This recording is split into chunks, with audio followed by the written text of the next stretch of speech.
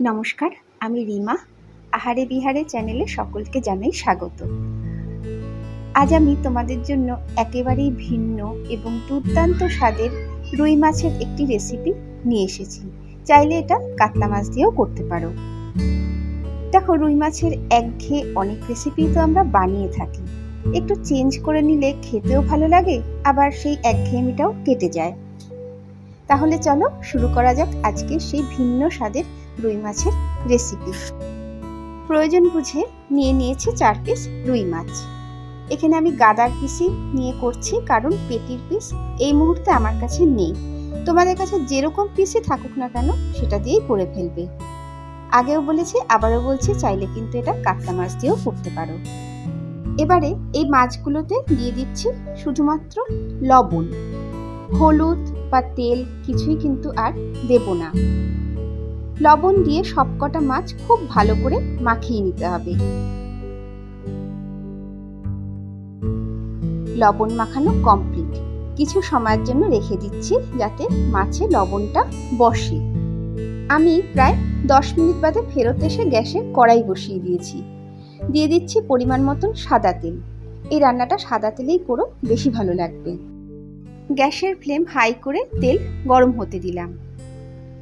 এদিকে তেল গরম হয়ে গেছে। দিয়ে দিচ্ছি লবণ মাখানো মাছ। আঁচ কমানো এই মুহূর্তে কিন্তু চলবে না, তাহলে মাছ কড়াইতে আটকে যাবে।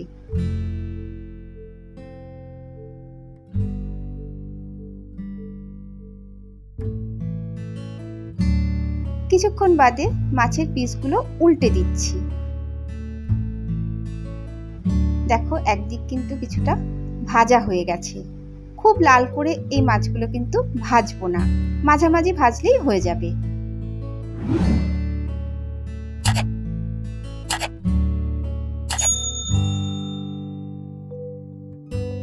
যেরকম চাইছে সেরকমই মাছগুলো ভাজা হয়ে গেছে, তুলে নিচ্ছি। দেখো, খুব লাল কিন্তু ভাজা হয়নি।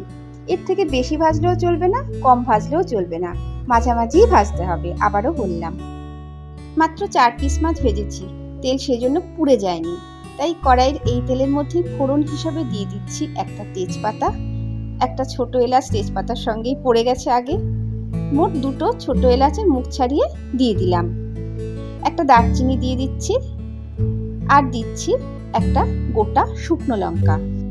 ফোড়নগুলো তেলের মধ্যে কয়েক সেকেন্ড সুন্দর গন্ধ বেরোনো অবধি ভেজে নিতে হবে।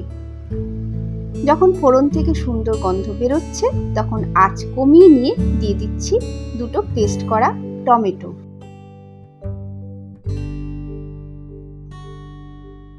টমেটো সহ ফোড়ন তেলের মধ্যে কিছুক্ষণ কষিয়ে নিতে হবে।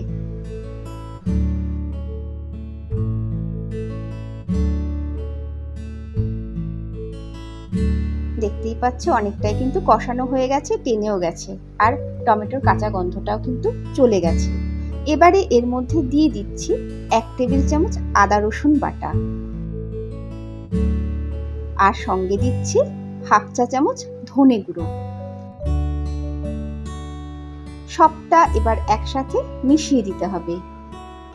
এই রেসিপিতে জিরে গুঁড়ো কিন্তু দিও না, শুধু ধনে গুঁড়োই দিও। সবটা ভালো করে মেশানো হয়ে গেল। এবার আমার স্বাদ অনুযায়ী দিয়ে দিচ্ছি কাঁচা লঙ্কা বাটা।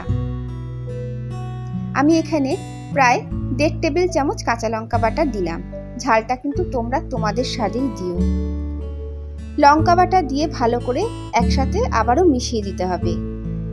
এই রান্নাতে ফোড়নেই শুধুমাত্র আমি গোটা শুকনো লঙ্কা ব্যবহার করলাম, কিন্তু গুঁড়ো শুকনো লঙ্কার ব্যবহার করব না। চাইলে তোমরা দিতে পারো, তবে একবার এভাবে কিন্তু করে দেখো, ভালো লাগবে। সবটা ভালো করে মেশানো হয়ে গেল। দেখো, তেল উপরে ভেসে উঠেছে। এই সময় দিয়ে দিচ্ছি প্রায় 200 ml এর মতন আগে থেকে জাল দিয়ে রাখা, নর্মাল টেম্পারেচারে রাখা দুধ। গরম বা ঠান্ডা দুধ দেবে না, তাহলে ছানা কেটে যাবে। দিয়ে দিলাম। সমস্ত মশলা সহ দুধ একসাথে একটু নেড়ে দিচ্ছি। দুধ দেওয়া হয়েছে, অবশ্যই দিয়ে দিতে হবে সামান্য একটু জল, না হলে দুধ কুইক টেনে গিয়ে কড়াইতে আটকে যাবে। এবং আঁচ কিন্তু এই সময় একদম লোতে রাখবে। এখানে কিন্তু আমি গরম জলই ইউজ করলাম। জল দেওয়ার পরে আবার একটু নেড়ে দিচ্ছি। এবারে ফুটতে দিলাম। দেখতেই পাচ্ছ ভালো মতন গ্রেভি ফুটে উঠেছে। দিয়ে দিচ্ছি 1 চা চামচ চিনি। চিনি দিয়েও সবটা আবারও ভালো করে মিশিয়ে দিতে হবে।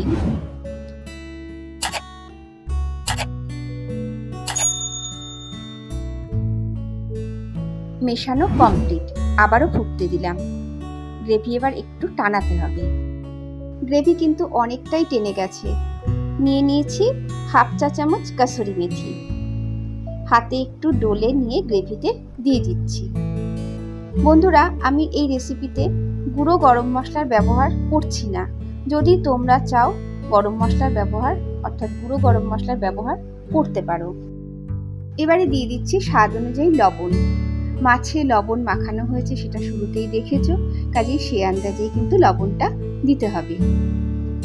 কাসুরি মেথি আর লবণ দিয়ে পুরো গ্রেভির সঙ্গে ভালোভাবে নেড়ে মিশিয়ে দিচ্ছি। মেশানো হয়ে গেছে। আবারও একটু সময় ফুটতে দিলাম।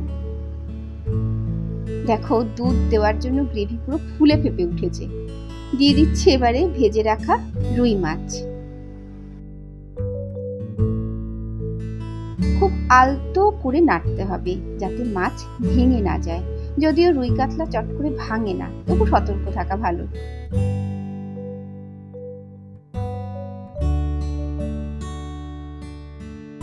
মাছের আরেক দিক গ্রেভির মধ্যে উল্টে দিচ্ছি। কিছুক্ষণ বাদে বাদে মাছগুলোকে একটু জাস্ট উল্টে পাল্টে দিতে হবে। আঁচ কমিয়ে দিয়ে ফুটতে দিলাম যাতে মাছের মধ্যে একটা সফটনেস চলে আসে। এবারে দেখো এখানে নিয়ে নিয়েছি 1 চা চামচ ময়দা। সামান্য জল দিয়ে দিচ্ছি। ভালো করে এবার গুলে নিতে হবে যাতে ভিতরে কোনো ডেলা ভাব না থাকে।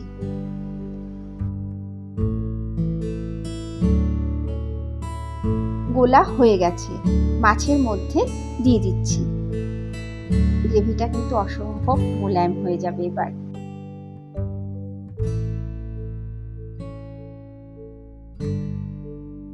দেখো ময়দার জন্য কিন্তু গ্রেভি টানতে শুরু করে দিয়েছে। রান্নার শেষ প্রান্তে আমরা পৌঁছে গেছি। দিয়ে দিচ্ছি 4টে গোটা কাঁচা লঙ্কা যাতে সুন্দর একটা গন্ধ আসে। লঙ্কা দিয়ে আরো একটু নেড়ে দিচ্ছি। ব্যাস, রান্না কমপ্লিট। গ্যাস বন্ধ করলাম। একটা বাটিতে সার্ভ করে নিয়েছি। গরম সাদা ভাতের সঙ্গে একবার কিন্তু এভাবে করে দেখতে পাবো। ভালো লাগলে কমেন্ট করে জানিও। আজকের মতো তাহলে ভিডিও এখানেই শেষ করছি। সবাই ভীষণ ভালো থেকো। নমস্কার।